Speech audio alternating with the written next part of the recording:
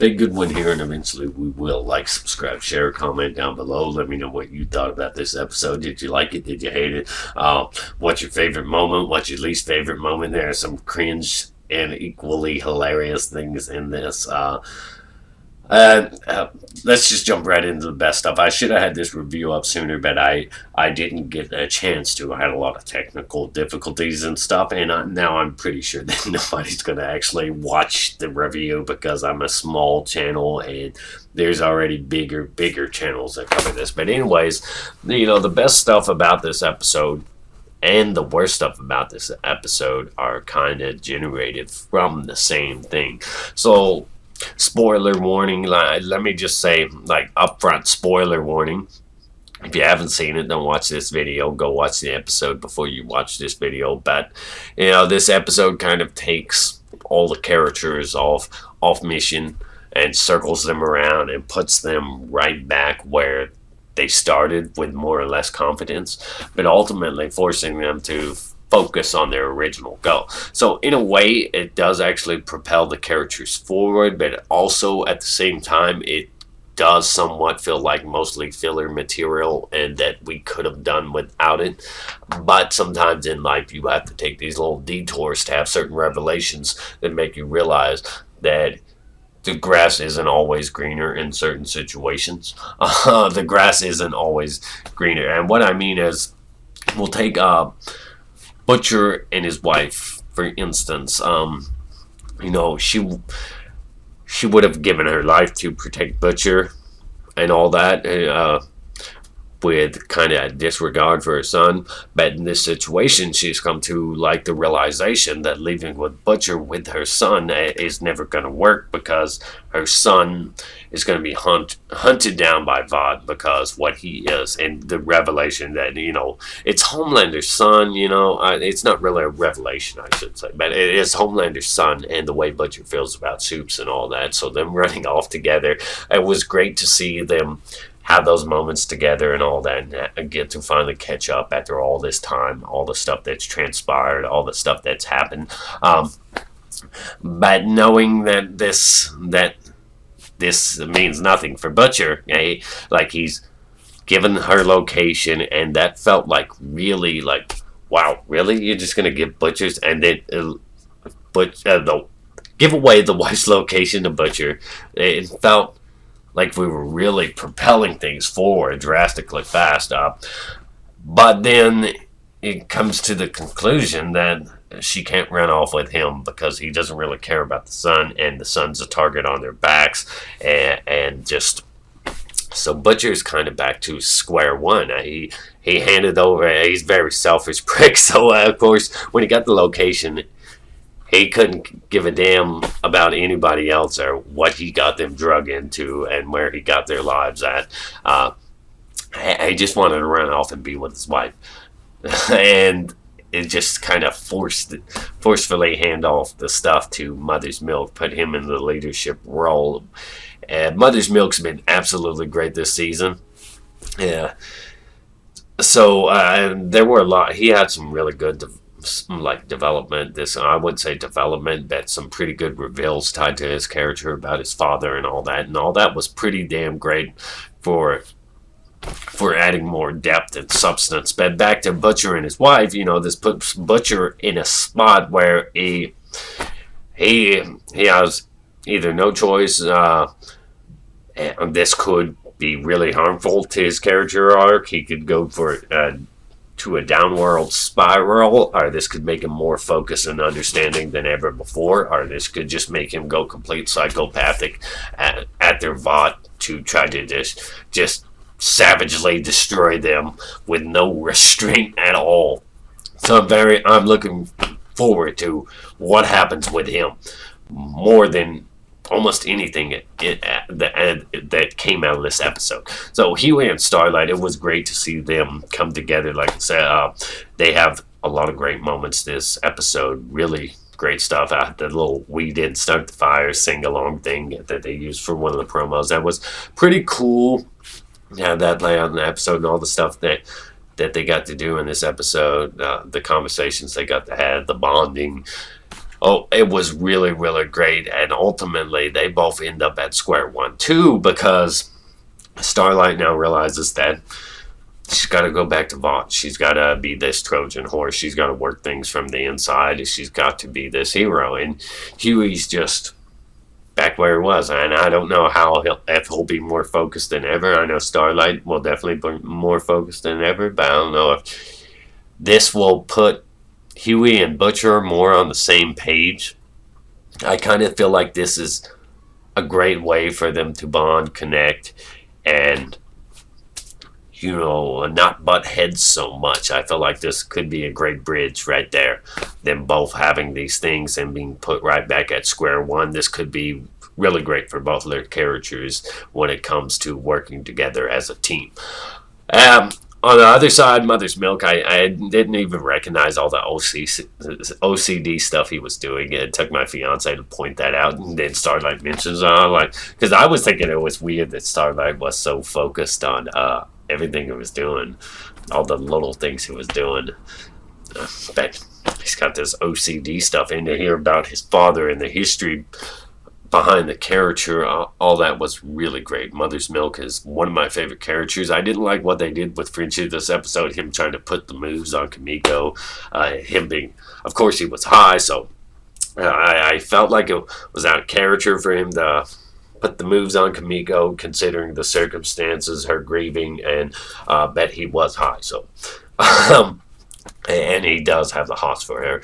But also, when it comes down to Homelander, all the stuff there with Doppelganger, all that stuff was really creepy, cringeworthy, but also really hilarious. And the stuff there, him butting heads with Stormfront and worry about her and sort of the way she's trying to take over things, or the way it feels like she's trying to take over things, and the revelation about who Stormfront actually is in her history there, that's pretty great. But the best thing about all this stuff with Homelander was the confidence it gave him. Because by the end, like I said, most of these characters, you go around in a circle and they kind of start back right where they were, but with more or less confidence. Homelander has got his confidence back, so it's going to be crazy to see what he does next. And Black Warrior, that dude's just absolutely awesome. I can't wait to see more of him. Always looking forward to more of him. And I'm looking forward to all the stuff with Homelander, and it's kind of funny that they had that diversity couch scene. Well, like, you guys aren't very diverse. Like, 95% of heroes are white. And that sounds like all the comic book Hollywood crap, all this diversity matters stuff that they always talk about, where they kind of prioritize sexual, like gender and race and all that over character and substance. It was just funny to see that Homelander had a defense for that too, and revealed that Maeve is gay. And that the funny thing is that he's like, we have A-Train, but he just kicked A-Train out now. So, and I was like, this is a mercy from Homelander, kicking A-Train out now, because he's on the verge of death. If he keeps playing the hero, being on the 7, this dude's going to drop off the map.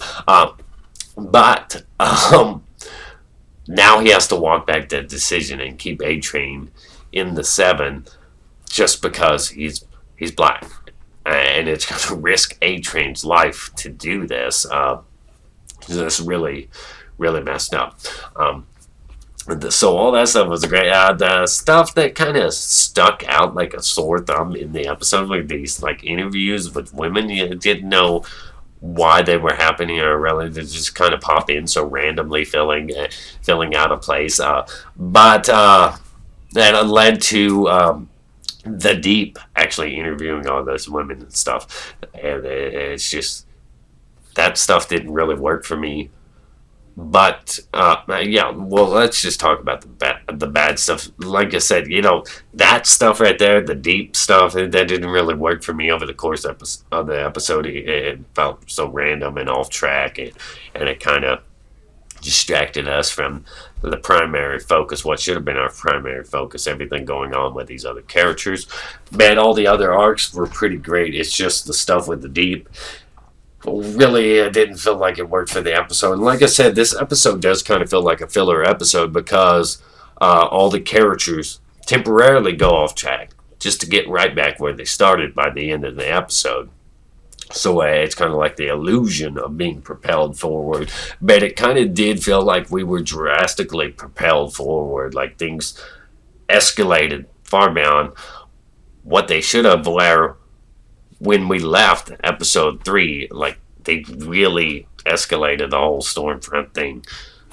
I feel like we've kind of made a Hulk-sized jump forward. That's what this episode attempted to do. I felt like it tried to jump from point A to point C relatively fast without putting those little things in there. But in a way, not really, because all these characters do end up back at square one, so it does actually work for the narrative, and it doesn't feel like we're jumping the gun or getting ahead of ourselves.